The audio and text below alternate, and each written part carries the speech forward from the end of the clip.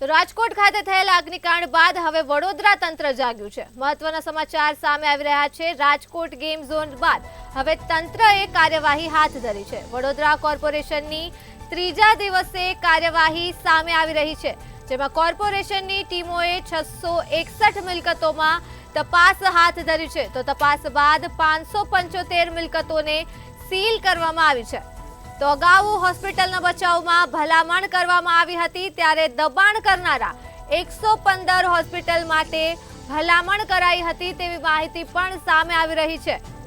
તો મધ્ય ગુજરાતમાં ભાજપના ડોક્ટર સેલના કન્વીનરે પત્ર લખ્યો હતો। ભલામણ પત્ર લખનાર ડોક્ટરની હોસ્પિટલને જ નોટિસ આપવામાં આવી છે। મહત્વના સમાચાર સામે આવી રહ્યા છે। રાજકોટ ગેમ ઝોન કાંડ બાદ હવે તંત્રએ કાર્યવાહી હાથ ધરી છે।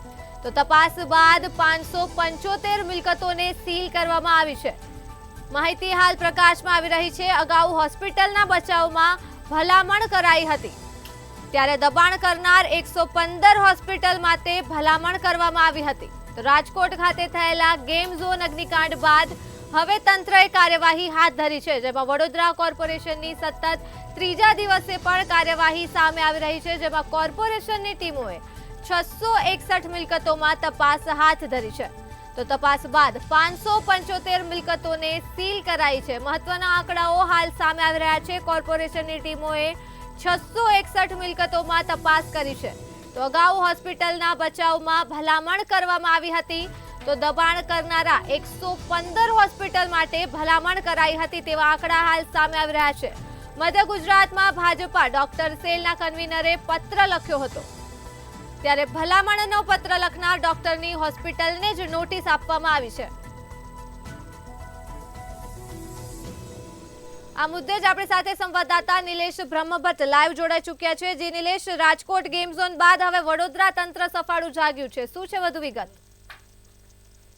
ધર્મી વડોદરા શહેર સ્માર્ટ સિટી કહેવામાં આવે છે, અને સ્માર્ટ સિટી વડોદરામાં હાલ વડોદરા મહાનગરપાલિકા કમિશનરની ટીમ સક્રિય કાર્ય કરી રહી છે। રાજકોટ ટીઆરપી ગેમ ઝોન આગ દુર્ઘટના બાદ વડોદરા મહાનગરપાલિકા ટીમ સતત 3 દિવસથી કાર્ય કરી રહી છે। કોર્પોરેશનમાં 14 ટીમો બની છે અને 661 મિલકતોની તપાસ કરી છે અને 575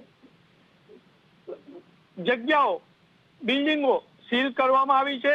ત્યારે વડોદરા શહેરમાં મોટા સમાચાર આવી રહ્યા છે કે વડોદરા શહેરમાં 2023માં 115 હોસ્પિટલોને નોટિસ આપી હતી અને આ હોસ્પિટલોમાં ગેરકાયદેસર બાંધકામ હતી, ફાયર એનઓસી ન હતી।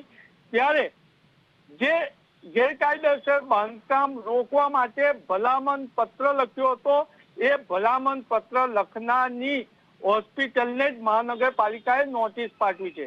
સમગ્ર વિગત એવી છે કે 2023માં જ્યારે સુરતમાં તક્ષશિલા કાંડ થયો અને ભૂલકાઓ હોમાયા, ત્યારે વડોદરા મહાનગરપાલિકા પણ કાર્યરત થઈ હતી અને 115 થી વધુ હોસ્પિટલ અને ક્લાસીસને નોટિસ પાઠવી હતી। ત્યારે ઇન્ડિયન મેડિકલ એસોસિએશન વડોદરાના પ્રમુખ અને ભારતીય જનતા પાર્ટી મધ્ય ગુજરાત ડોક્ટર સેલના કન્વીનર ડોક્ટર મિતેશ શાહે એક પત્ર લખ્યો હતો ટાઉન પ્લાનિંગ વિભાગને, અને એમાં જણાવ્યું હતું કે હાલ જે તમે નોટિસ પાઠવી છે તેના પર કાર્યવાહી ન કરતા અમે બાહેંધરી આપીએ છીએ કે ઇમ્પેક્ટનો કાયદો છે, એટલે અમારી હોસ્પિટલોમાં જે ગેરકાયદેસર બાંધકામ છે તેને અમે સુધારી લઈશું અને ઇમ્પેક્ટના કાયદા અનુસાર ફેરફાર કરીશું।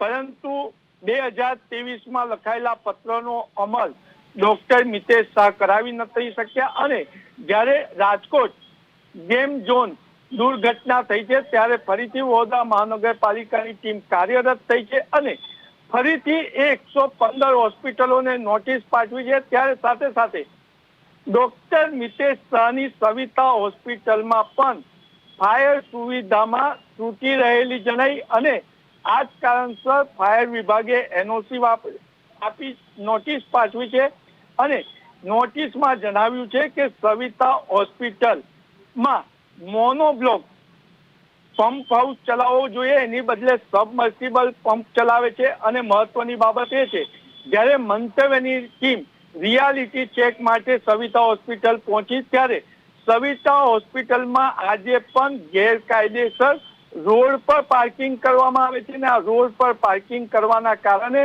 અકસ્માતોનો બનાવ બને છે અને આવા જ એક અકસ્માતમાં મહિલાનું મૃત્યુ થયું હોવા છતાં પણ ડોક્ટર મિતેશ શાહ જે સવિતા હોસ્પિટલનો સંચાલક છે તે તંત્રને ગાંઠતો નથી. ભારતીય જનતા પાર્ટીના હોદ્દેદારના રૂબાબ બતાવી અને આજે પણ રોડ પર પાર્કિંગ કરાવી રહ્યો છે અને જ્યારે 2023માં સવિતા હોસ્પિટલના સંચાલક અને આઈએમએ એટલે ઇન્ડિયન મેડિકલ એસોસિએશન વડોદરાના પ્રમુખે ટાઉન પ્લાનિંગને પત્ર લખ્યો ત્યારે વડોદરા શહેરમાં એક ચર્ચા ચાલી હતી કે ડોક્ટર મિતેશ શાહે હોસ્પિટલના સંચાલકો પાસે મોટો તોડ કર્યો છે તેવા આક્ષેપ થયા હતા.